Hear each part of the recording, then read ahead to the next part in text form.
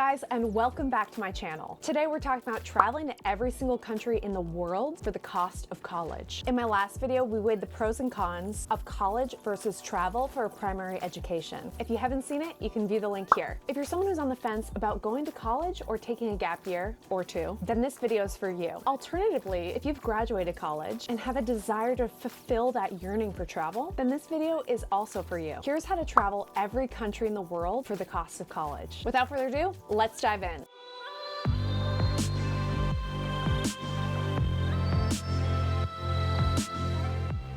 First, it's worth noting that there are many people who have traveled to every country in the world, mostly men, and 99% of them did it over the course of the long term. We're talking 10 years or more. They took their time, they worked, then saved, and worked and traveled and worked and saved, and their goal was not to travel for a Guinness record, but just to travel for their own sake and on their own time. Although some were breaking records, like the guy whose record that I broke. And I know a lot of these guys. One of them is actually a really close friend of mine. Some people, though, do not have the time to spend decades to get to their goal of traveling to every country. Maybe it's the money, maybe it's that they want to settle down by a certain age and focus on that instead. Maybe they have a terminal diagnosis and won't have the time to take years to see the world. Maybe a lot of political unrest is on the horizon in certain regions that will prove to be problematic several years down the road. So it'd just be best to see it all now. Whatever your reason to want to see every country in the world and quick, it's not a bad thing. And everyone is entitled to live their life and explore as they please. Traveling quickly is just as wonderful and educational as traveling slowly. It's about maximizing time. I've spent the past 12 years doing both, so trust me, no way of travel is right or wrong, so long as you're not harming anyone or anything else in the process. You do you, and you travel fast or you travel slow. It's your life and you own it, and don't listen to what anyone else has to say about that. If you want to travel every country in the world fast, be ready for questions like, how could you see or remember anything if you spent such a short period of time traveling to that place? And then there's a jolly old fellow who says out of envy, well, I would never want to travel that fast. You would see nothing. Wouldn't that be a waste of travel?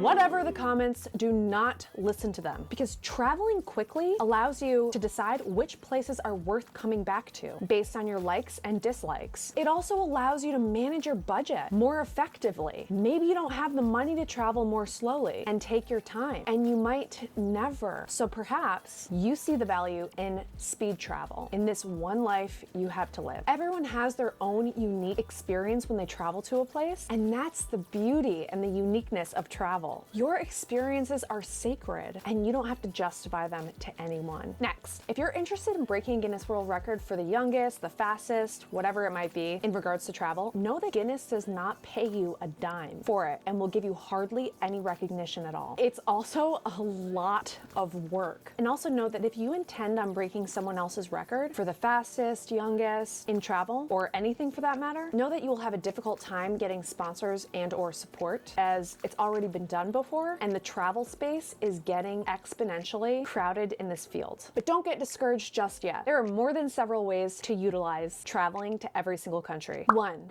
if you're seeking to change or enhance the world we live in. 2, if you're seeking to make history. 3, if you're seeking to travel as part of a personal self-discovery journey, not publicized on social media. 4, if you're seeking to gain experience for a trade or career. And 5, if you're seeking to follow the road of traditional travel media influencers and perhaps become one. I'm going to be breaking the following down. This video might be a little bit long, but hear me out. These are my 5 reasons how you can travel every single country for the cost of college. And note that there are many other ways to travel every single country, but these are the top 5 that I'm the most knowledgeable in. 1, if you're seeking to change or enhance the world we live in. This is the route that I went over the course of the past 12 years of traveling. And with this reason, you can most easily travel to every single country in the world for the cost of college. With careful execution and planning, you can get yourself involved with one or more nonprofit organizations to offset costs to travel countries around the world, whether they be grassroots organizations or larger ones. One of my very first internships abroad was through Salomar International and USAID, and I was able to spend 3 months in Rurrenabaque in the Bolivian Amazon, gaining so much experience. Even certified B corporations provide opportunities through travel and volunteering, or interning or working for their company abroad. Sometimes they don't necessarily want someone who's going to be around for the long run, and they're just looking for temporary help, which would help you achieve your goal in traveling every country in the world in 4 years, really. The bigger the mission to change the world, and the more concrete of an actionable plan that you have, and the more outreach that you do and networking funding, the more funding you will obtain. If you're a philanthropic person and you want your career to revolve around changing the world, then this route is fairly easy to secure funding. And you can even end up doing so for free if you're able to obtain donations and funding anywhere between 80 and 200K for your mission, depending. Listen, if you're looking to change the world, it's good to accept donations. It's good to work with nonprofit organizations. It's good to receive grants from them as well. If you're looking to change the world, we need more people like that. And if you're looking to change the world and travel every country in the world, changing the world from the ground up by doing so, that's great. And any money that comes your way is well deserved, so as you're strictly following that mission throughout the entire journey. Personally speaking, my goal was to educate the youth on responsible tourism and also promote sustainable tourism by planting trees, and also speaking to university students and educating them through my keynote talks on sustainable, responsible tourism, and also to promote peace through tourism. So I met with dignitaries and mayors and ministers of tourism and presented to them a credo of the peaceful traveler and shook their hand. It didn't matter if I was in Somalia or Italy. I tried to make a difference in every country that I traveled to, and I probably didn't make a difference in every single country, but I did in a large amount, and that's good enough for me. Number two, if you're seeking to make history, a route that I also pursued during Expedition 196. In fact, my primary goal was to make women's history.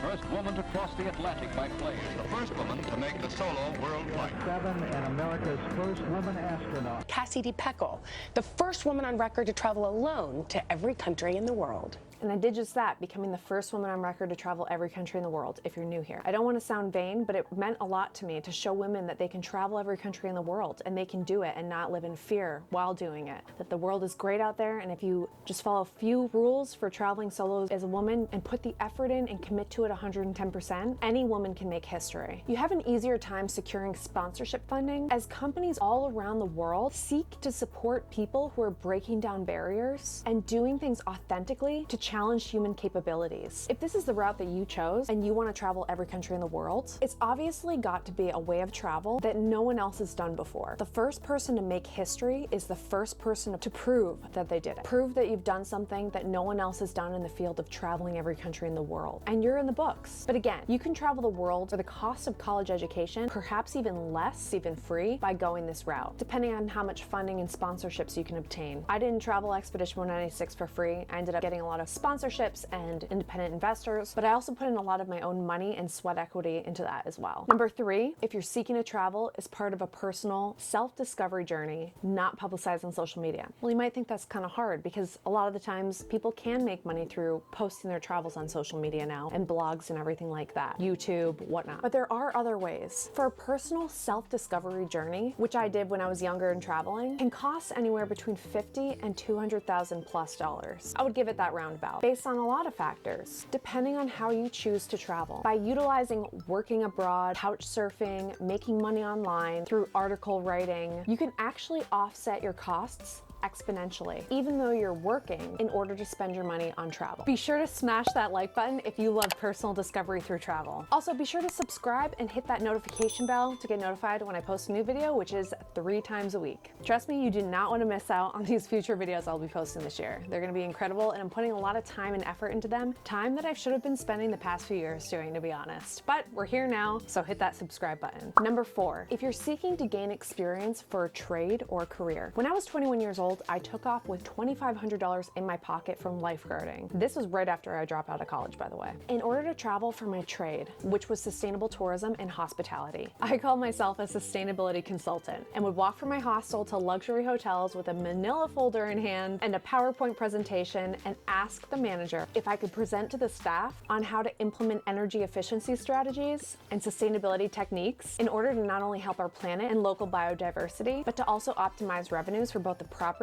and the local economy. This is what I did in Aguascalientes, actually. I worked at a lot of hostels for free room and board, but the real and first test for working towards my trade as a sustainability consultant was walking into Incoterra Machu Picchu Pueblo Hotel, talking to the manager, giving a PowerPoint presentation to the staff, and working to even develop some of their sustainability excursions. I used Google as my education and believed in myself and my knowledge in order to educate others and to add to my resume. I get offered free room and board, food, accommodation, accommodations, that sort of thing, experiences, and contacts in the industry in order to pursue my career in sustainable and responsible travel. You can realistically travel to every single country in the world for the cost of college if you really plan your itinerary and goals to study or trade abroad and on your own time. This might involve contacting local businesses and working as an intern for them, whereby you receive free room and board. You can gain an exponential amount of experience by traveling this way, and it doesn't have to take more than the amount of time to obtain a college degree, that being 2 to 4 years or more. I loved this option, spending my 20s studying abroad for years on my own time. And yeah, I'll be honest, there were times when it was really tough and I ran out of money and I didn't know what to do. And at that point, I would get online, find another free place to stay where I could work for free room and board, and just get there with what little money that I had, stay there for a few months, and figure out the next step. You have to be resourceful, and you also have to have street smarts. But if you're committed, you can definitely see every country in the world this way.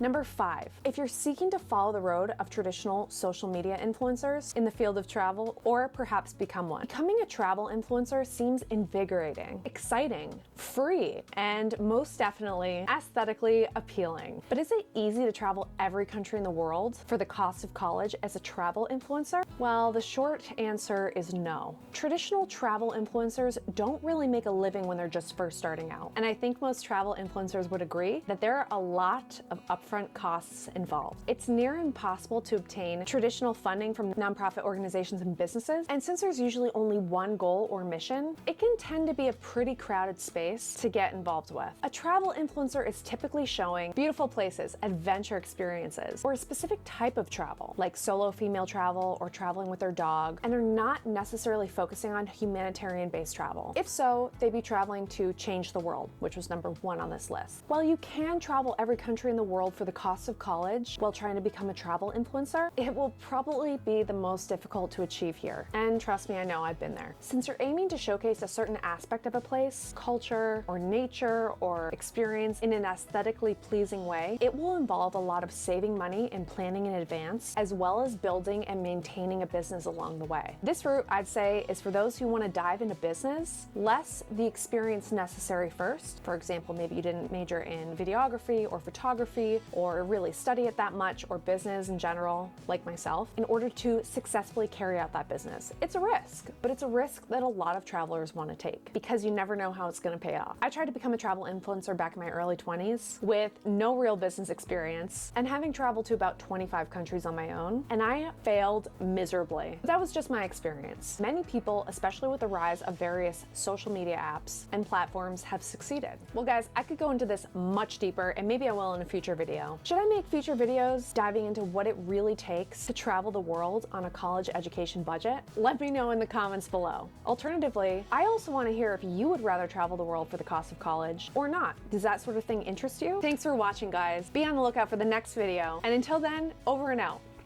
By the way, guys, this is one of my sweatshirts, which is for sale on my website. If you click the link right here, it'll take you right there. And I'll see you later.